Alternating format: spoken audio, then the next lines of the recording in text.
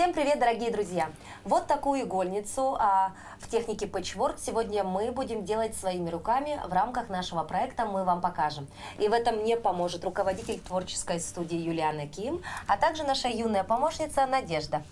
Надя уже такая счастливая, довольная сидит, готова просто вот уже взяться за дело. Юлиана, расскажи немножечко, что же такое техника Patchwork? Техника Patchwork, по-нашему, это лоскутное шитье. Вот, в старину использовали маленькие лоскутки, чтобы их не выбрасывать, шили из них одеяла, пододеяльники. А сегодня мы сошьем игольницу. И в этом мне поможет моя ученица. Надя ко мне ходит уже более 2 лет. И она большая выдумщица.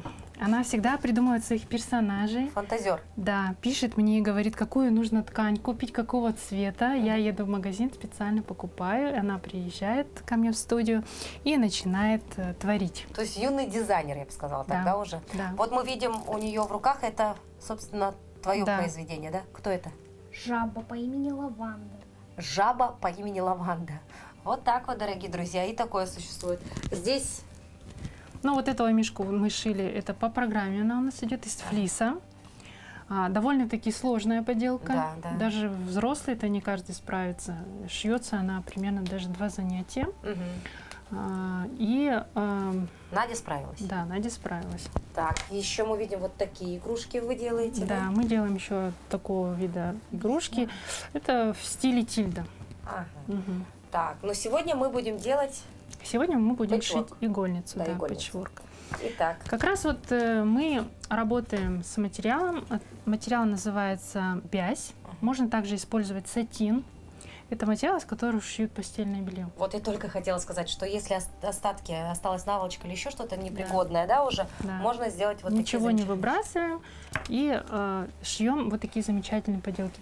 Пожалуйста, подай мне вот эти кусочки, которые я заранее нарезала. Нам понадобится несколько штучек по 3-3,5 сантиметров шириной. Вот это. А длина? А длина где-то 17 сантиметров. Итак, для начала мы берем одну сторону нашей будущей игольницы, и мы должны расположить вот эти вот кусочки вот таким образом. Ты уже их загладила, да? Да, я их уже прогладила. С 2 сторон их нужно прогладить. И мы будем, Надюша будет прошивать с 2 сторон, сверху и снизу. То есть сразу, без там ножевулек, без каких-то набросков, сразу... Да. На машинке. Только после того, как мы все закончим, мы будем использовать шаблон. Шаблон я приготовила заранее, такое сердечко. Можно вырезать в любом размере. Ну а пока это вот именно так и задумано, да, вот техника пэтчворка, она такая вот, чтобы все было контрастно, да, немножечко сочетаемо, несочетаемо, да. Абсолютно не надо привязываться к цвету, не надо привязываться к фактуре. Может быть разное. Это могут быть и ленточки различные, и различные более плотная ткань, более тонкая ткань. Так, тем временем здесь вот одна непроглаженная ленточка у нас, да? Я вот хотела сейчас показать, как мы будем ее проглаживать. Так, для этого нам понадобится Для этого нам досточка. понадобится гладильная доска и утюг. Так, Надь, вот эти вот скрепи, продолжи вот так до конца. Иголочки мы будем убирать по мере приближения к ним, когда вот будем на машинке строчить, да. Так, и так. Не совсем удобно. Ну, в общем, чтобы вот ткань у нас не ворсилась, да, мы берем, подгибаем края. Даже, наверное, встану, да? То есть сверху подогнули и снизу. Буквально получается, сантиметра. 5 миллиметров. То есть это ускорит процесс, да? Не надо ничего закреплять, да? Да. Облегчает процесс. То есть вы уже сразу начинаете шить. Вот так вот. Не торопясь. Все. Можно убрать и можно уменьшить ее. Так. Так, молодец. Машинку мы включили, да, уже?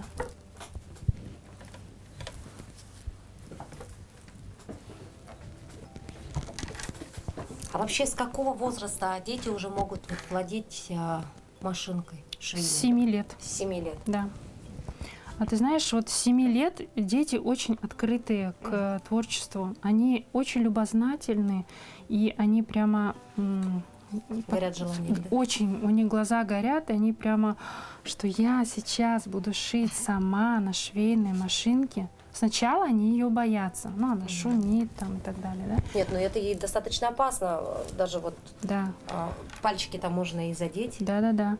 Но потом, когда они понимают, что бояться абсолютно нечего, потому что на машинке существует регулятор скорости, то есть я устанавливаю самую маленькую скорость, она шьет максимально медленно, и они даже называют вот этим модным словом залипательно. Залипательный да. процесс, да.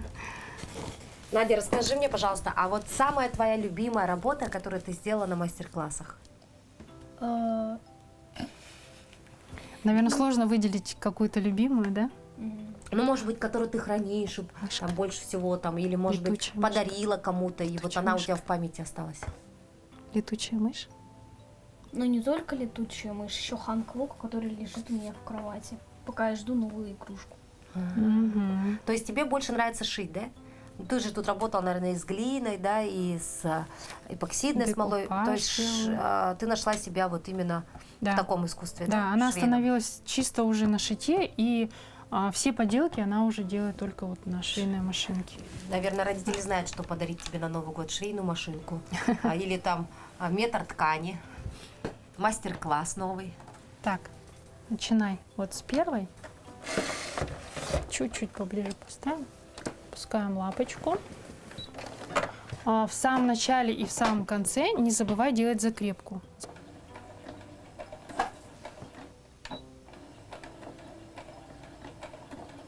Мгм. Всё, вот так вот все полоски.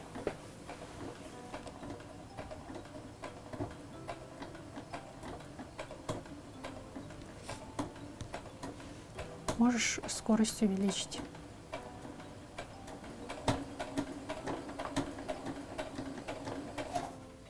Ну, эта поделка немножко сложноватая вот для 7-летних, да, потому что там нету линии четкой, Ага. по которой нужно шить. Вот более взрослые детишки, они могут без линии шить. Вот. А самым маленьким мы даем задания эти смайлики, подушки смайлики. Юлиана, а вот если говорить все-таки о материалах, с которых нужно начинать работать детям, вот именно на мастер-классах по швейному искусству, да? Ну, это вот вы уже сказали, бязь, да, еще что? Ну, самый легкий материал для детишек — это флис. Да вы что, вот это, да? Да. Он, во-первых, приятный на ощупь, во-вторых, он тянется. То есть, если где-то что-то неправильно шили, то можно подправить где-то, вот, Вытянуть, да? вытянуть, да. Вот Мишка тоже наполовину сшит из флиса, и флиса. наполовину. А самый сложный материал? Это, наверное, бархат. Бархат. Да, потому что Сыпется, бархат, шелк, потому что они очень скользкие, и можно пришить что-то неправильно, что-то пойти по косой и так далее. Вот максимально самый вот простой — это флис. Но флис, ты знаешь, тоже бывают разные. Бывает толстый флис, он не совсем удобный, потому что тоже скользит. Надо выбирать такой вот, чтобы он средней плотности был. Если все правильно скреплено, то и зашьется тоже ровненько. Вот. Шитье, оно вообще очень много развивает, как сказать, воображение в ребенке, да? Усидчивость. То есть ребятам с гиперактивностью это, наверное, прям показано, да? Да. Кстати говоря, вот ты сказала ребятам, некоторые мальчики приходят на мастер-классы по слайму записываться, по декупажу. Они видят, как девочки шьют, и тоже хотят. они говорят: научите нас тоже шить, мы хотим попробовать. Ну, ни для кого не секрет, что известные модельеры-то у нас зачастую мужчины, поэтому, видимо, все-таки это нормальная вещь, когда мальчики у нас шьют. Это все-таки испокон веков так сложилось, да?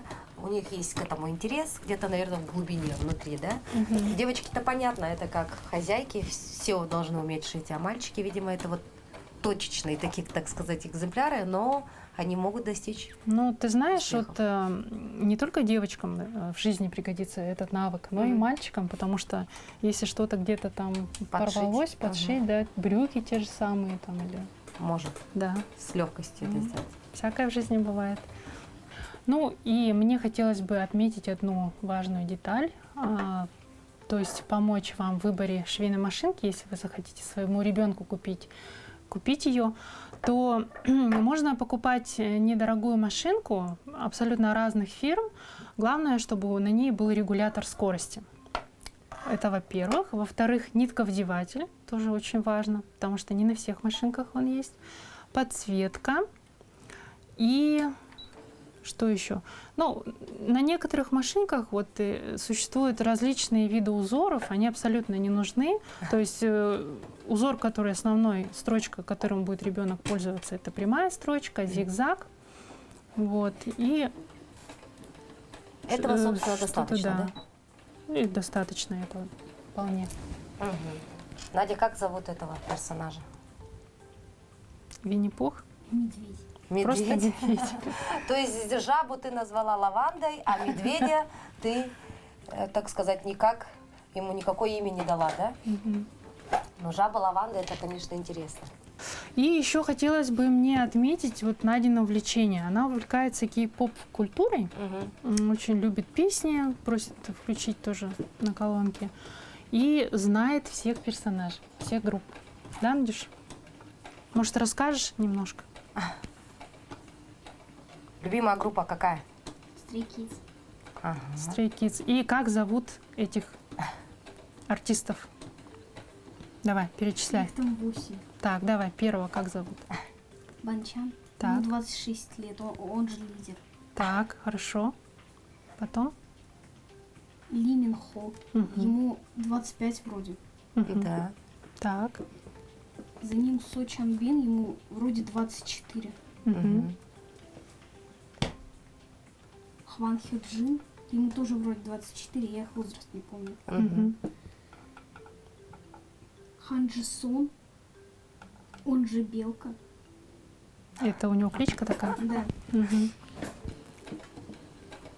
Ли Феликс, он же Цыпленок, тоже кличка. Мгм. Ким Сын Мин, он почти самый младший. Мгм. Это щеночек. И Ян Чунин, он самый младший. Когда они дебютировали, ему было вроде бы 16-17 лет. Ух ты, здорово. Вот представляешь, всех Всех 8 запомнить, участников, да. да, запомнить, Еще это же и сложно. прозвища их. Так, ну я так понимаю, что это все Корея, да? Да, южная. Южная Корея. Очень важно. Отметить важно, Да. да. Ну и, наверное, ты мечтаешь встретиться с ними, да? Конечно. На их концерте побывать, да? Это мечта всей жизни, наверное. Ну, вот интересно, да, вот нынешним девочкам очень нравятся вот корейские певцы. Да, мы сидели и слушали местную. Андрея Губина, Да, Андрея Губина, «Руки вверх». Демо, да, краски. А вот у нас ребята все туда Вот глядят, эту штучку назад. за границу. Так вот. Так, тем временем Надюша завершила Да. первую Вот у часть нас нашей работы. получился вот такой лоскуточек, да. Мгм. Это у нас будет лицевой стороной нашего сердечка. И сейчас мы должны сшить заднюю часть. Мы кладем лицевой стороной друг на друга ткань, прикладываем шаблон, скрепляем его иголочками. Это обязательно, потому что иначе получится неровный узор, неровная линия, да? Бумажка будет съезжать. Ну, достаточно в 2-3 местах вот так скрепить и обводить простым карандашом. Карандашом мы обводим короткие вот такие штришки, потому что если мы сделаем длинную линию, у нас начнет зацепляться ткань. И рядом с этой линией мы рисуем вторую линию, по которой будем вырезать. Это очень важно, потому что некоторые девочки начинают вырезать сразу с этой первой линии. Тогда у нас не будет запаса, да? Да, обязательно у нас должна быть запас где-то около 1 сантиметра на шов. Вот. И потом нужно знаю, будет почему это надо. прострочить. Я знаю, почему надо. Почему? Во-первых, потому что если мы не сделаем вторую линию, мы не сможем сделать надрезы, которые потом помогут сделать нормальную такую, ну, подушку в форме, которую мы предполагали. Если мы их не сделаем, то получится просто квадрат, а не форма. Правильно. Вот если у нас наше изделие имеет полукруглую либо круглую форму, мы обязательно делаем надрезы через равный промежуток, где-то 1 сантиметр. Это очень важно, потому что при выворачивании у нас наше изделие может неправильно вывернуться, деформироваться, просто оно будет такое вот, прямые линии там, треугольные. Вот. А тем более, вот когда вот еще игрушки, вот такие подушки, вот, где есть закругление, мы обязательно делаем надрезы. И это изнутри. Вот. И обязательно мы оставляем место, ну, где-то 10 сантиметров, для того, чтобы туда поставить наполнитель. И его, после того, как мы уже набьем нашу подушечку, мы зашиваем потайным швом вручную. Какое бы ни было изделие, да, вот для шитья, обязательно нужно сначала первым делом нарисовать шаблон. Будь то это тело человечка, либо там какого-то животного, либо цветок, обязательно сначала мы рисуем на бумаге и делает на размер больше, потому что при шитье у нас ткань при набивке, вернее, она даст усадку, ну не то, что усадку, она поднимется наверх и немножечко уменьшится в объемах. Вот если мы сейчас вот нарисовали такое сердечко, то когда мы уже сошьем, на готовом изделии оно будет немножко уже, да. Поэтому и девочкам я говорю, вот, когда они делают всяких разных человечков, я говорю, ручки делайте побольше, там, ножки делайте побольше, потому что вот, при выворачивании она будет уменьшаться. Вот, девочки, кстати говоря, я хотела еще сказать, они шьют же не только игрушки, но и одежду. Одежду шьют. Да, и постельку. А, я думала, к себе одежду. Нет, постельку, подушечку, матрасик. Куколкам, да? Да, одеяльца. Вот, и они настолько от этого испытывают большое удовольствие, да, потому что они же делают мини-версию, вот то, что дома используется, ну, в обычной жизни, То и есть они это делают. Рукоделие сегодня популярно среди подрастающего поколения, да? Да, самое главное, знаешь, не упустить момент. Вот где-то 6-7 лет у девочек открывается вот эта тяга к творчеству. Если вовремя ребенка не направить, то оно может погаснуть потом. Да? И потом они уже подростками становятся, у них уже приоритеты меняются, они уже больше с друзьями, с подружками гуляют, там, ну и всякое такое. Упустить можно этот Да, момент, можно когда упустить может ребенок момент. получить какие-то навыки, да? Да. Вот, потому что в свое время я тоже ходила на кружок шитья, но так сложилась судьба, что у меня вот там были недоделанные работы. И желание пропало. Да, и желание пропало на много-много лет. Ну, слава богу, появилась вновь. Заново, да? Да. Достает, делает надрезы быстренько. Или давай я надрезы сделаю, да? Итак, последние штрихи, да? Да, Надюша закончила шить сердечко. Сейчас мы должны будем сделать надрезы, убрать все иголки. Подай ножницы, пожалуйста. Вот так, через каждый сантиметр мы делаем надрезы аккуратненько, не доходя до шва.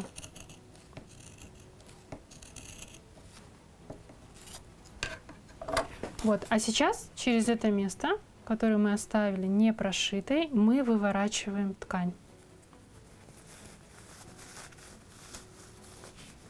Не боясь, да, потому что мы уже закрепили. Да, узкие места, ну, карандашиком вот так проталкиваем.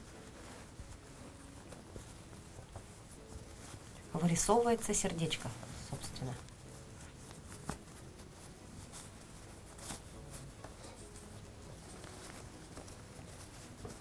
Вот, и сейчас можно его уже начать набивать.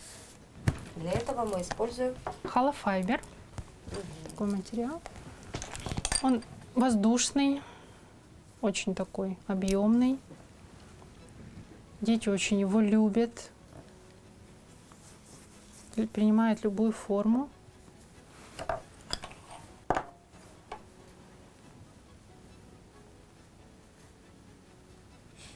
Сначала начинаем с узких мест. Вот. тоже используем карандашик, чтобы туда продвинуть, а потом уже в широкие места набиваем. Набиваем так, чтобы она не была слишком плоская, но и в то же время, чтобы она не была слишком такая, как колобок. Очень такая нежная получилась. Несмотря на то, что взяли разные цвета, абсолютно с разными рисунками различными, тем не менее, в такие вот постельные цвета гармонируют между собой. Ну, об этом можно не заботиться и не переживать. Так, мы набили наше сердечко. Сейчас мы надели на иголочку нитку и будем делать потайной шов. Вот это место, через которое мы набивали сердечко, нам нужно зашить. И это мы делаем вручную, потому что если мы сделаем это на машинке, то будет видно строчка. Я вот девочкам показывала такую технику, где можно сделать потайной шов. Надя знает об этой технике, поэтому она смело так уже начала это все Мне вот пришивать. даже сейчас скажи, что такое потайной шов, не сразу соображу. А Надя так без лишних вопросов сразу вперед за дело. Ну, потому что Надя, вот она второй год ко мне ходит, она шила около, наверное, 10, может быть, даже больше. Игрушек, Мы не считали игрушек, да. Поэтому она уже руку набила. Интересный факт, Надя даже, можно сказать, монетизировала свое увлечение, да, потому что она уже шьет игрушки на заказ. Принимает заказы, да. Принимает заказы от своих таких... У одноклассников. Она в своем классе, даже в своей школе, она очень популярна. Вот. Она, допустим, принесет свою игрушку, и дети... Все хотят такую да. же. Вот говорят, так. где такую взяла? Она говорит, сама шила. Вот так, дорогие друзья, то есть можно не просто шить и делать приятные вещи для себя и своих близких, а можно уже и зарабатывать на этом, даже вот в таком юном возрасте. Да. И причем не только одноклассники у нее заказывают, также и преподаватели, учители, допустим, репетитора вот у нее по английскому заказал. И она обязательно учитывает пожелания своих клиентов. Даже да. так. Какие цвета, какой фактуры. Молодец. Да. То есть будущий, так сказать, дизайнер.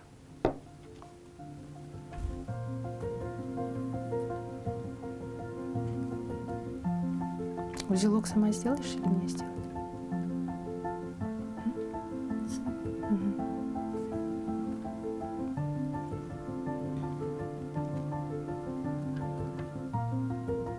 Молодец.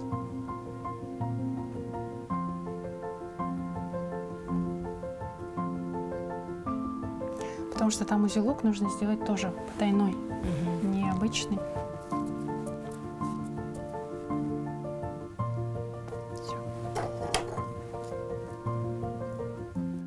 Итак, наша игольница готова.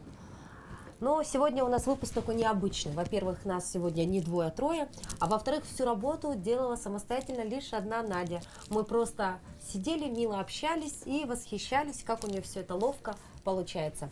Мы сегодня вот решили, мы вам покажем, да, наша программа называется «Неспроста», да, решили показать то, что вот дети в любом возрасте могут найти себя, да, в таком прекрасном виде искусства, как шитье. И смотрите, все получается, все реально, было бы желание. Да, Надюша большая молодец. Мы очень гордимся тобой. Улыбнись, Надюша. Вот, молодец. Ну что, дорогие друзья, на этом мы завершаем наш эфир. Увидимся совсем скоро. До новых встреч. Всего доброго.